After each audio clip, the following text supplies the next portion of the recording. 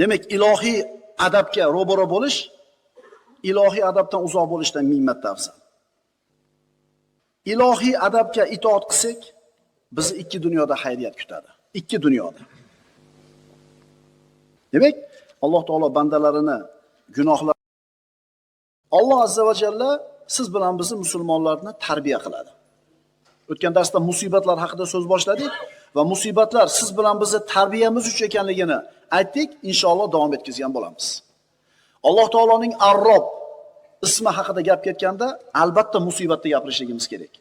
Chunki mana shu ismni biz ustimizga kelayotgan musibatlarga juda ham katta aloqasi bor. Musibatlar. Alloh taolo insonlar ustiga yuboradigan musibatlar 3 xil.